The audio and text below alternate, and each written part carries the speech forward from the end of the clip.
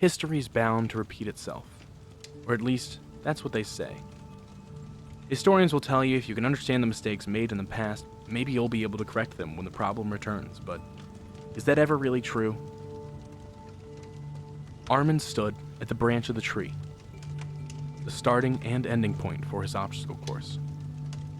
There were only two people up there with him, his instructor, who timed the run, and Celine, his friend and rival. She was always one step ahead of Armin and delighted in teasing him, mostly because of how easy it was to get under his skin with the simplest of jokes. So, do you feel ready for it this time? Of course! Not gonna mess it up for once? Those were, only flukes. I bet I not only pass it this time, but I'll even beat your record.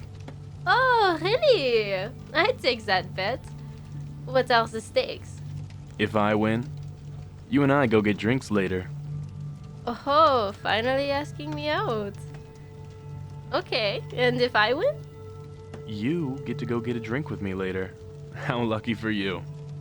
Wait a sec. She was cut off before she could finish the sentence, as Armin leaped off the first branch and began his official time for the obstacle course. Armin!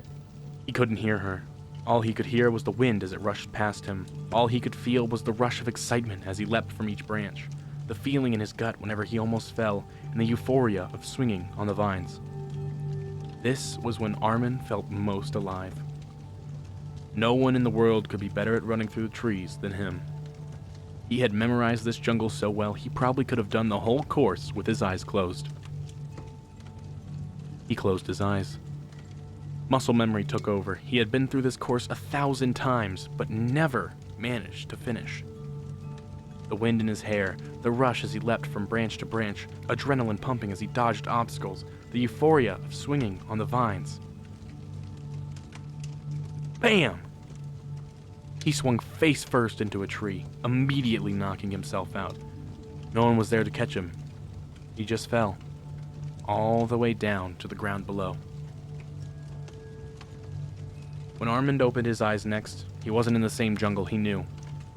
He was laying on hard, cold stone. His head was still spinning, and he felt the urge to throw up, but he kept his composure, took his time, and sat up. Looking around him, his surroundings were foreign. Stone architecture and a large stone pyramid sat in front of him. It was late at night, but giant ceramic bowls, lit with bright fires, were on every street corner. Something doesn't feel right here, he thought to himself. Aren't I supposed to be in a forest? This town was unlike anything he had seen before. The houses and buildings all seemed ancient, not in their condition, but in the manner of their construction. It seemed like ruins from thousands of years ago, yet they were in perfect condition, as if they had just been built.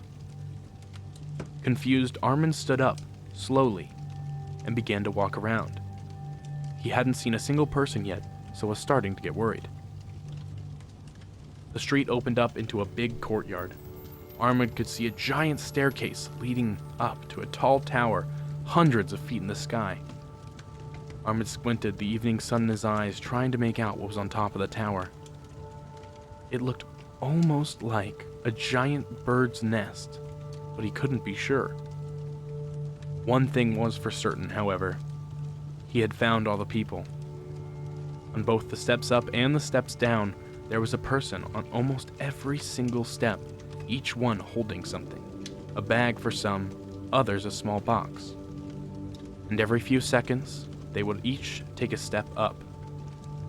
The second they did, Armin could tell what they were carrying. Coins. Hundreds, no thousands of people, all climbing these steps with coins in their hands, up to what looked like a giant bird's nest. Armin racked his head for something to explain the phenomena, but nothing came up. Then he heard it. A dragon. Armin remembered reading about them at some point, but he had never imagined he would ever be this close to one.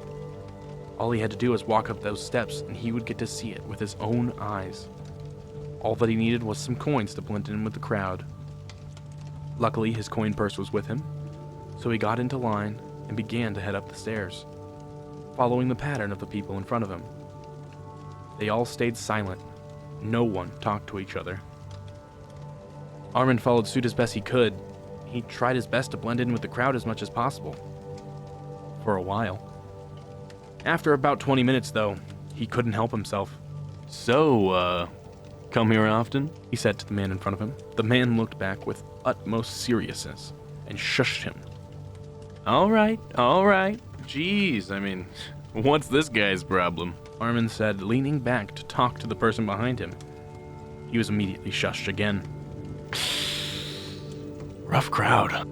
As he began to climb higher and higher up the steps, he began to feel a pit in his stomach, like dread and nervousness washing over him. Something about the presence of this dragon terrified him. He had read about how belligerent and ferocious they were, and with each step, became less and less sure of his decision to see it face to face. This feeling only worsened when he began to hear the low growl of the dragon's breath, and walked up the final few steps to the apex of this spire. He could now see the dragon, eyes watching every single movement the people in front of him made. It was different than he had imagined. A bit smaller, and much more docile. Armin was next in line. He saw the people in front of him place their offerings in the pile, bow in front of the dragon, and then swiftly leave. Armin did his best to copy this choreography exactly. Easy enough, here we go. Walk up slowly, place down the coins, bow. Oh shit! He stumbled a bit when he bowed. Okay.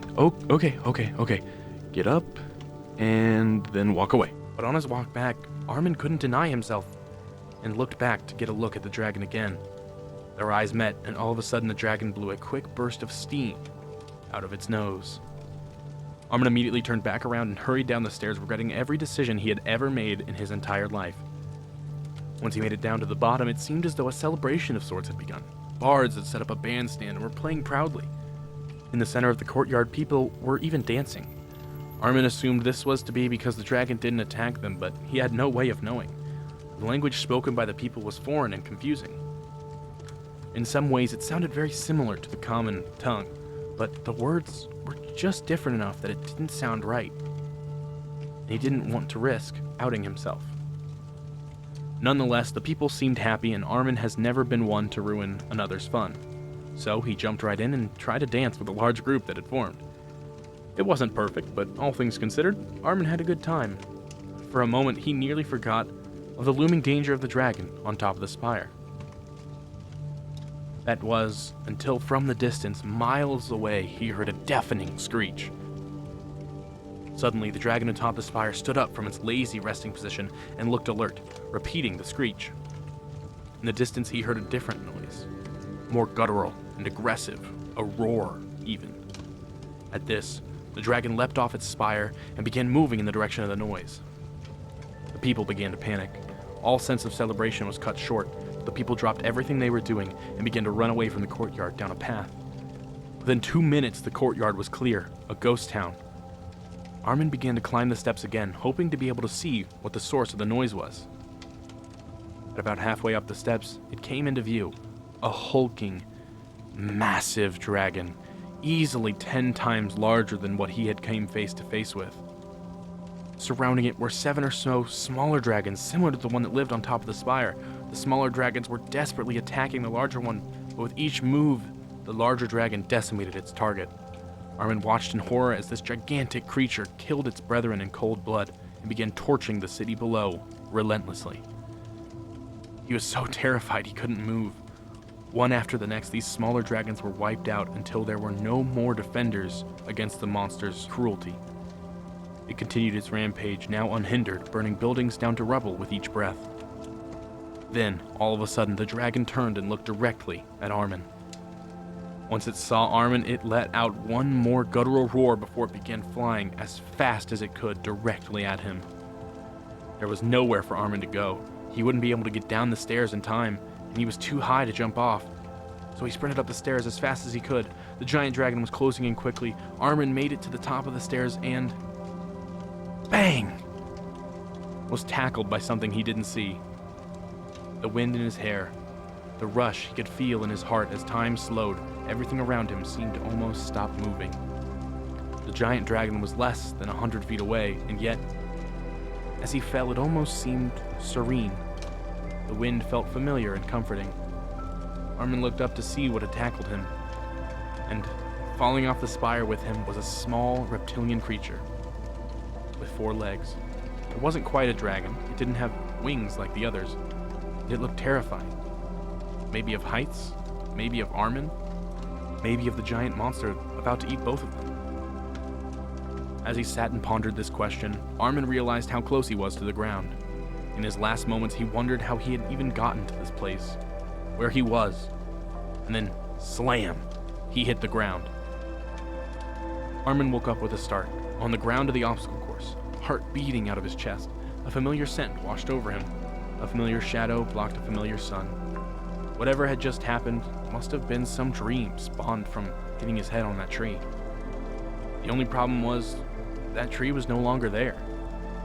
The obstacle course was exactly as he remembered it. Nothing should have been in the way of that vine. And nothing was out of the ordinary. Except for a small reptilian creature with 4 legs, panting, gasping for air, terrified out of its mind. Armin stared blankly at the creature, and the creature stared right back at him, both seemingly dumbfounded that the other one actually existed. I guess we'll have to make that drinks for 3. Who cares? I'm not paying.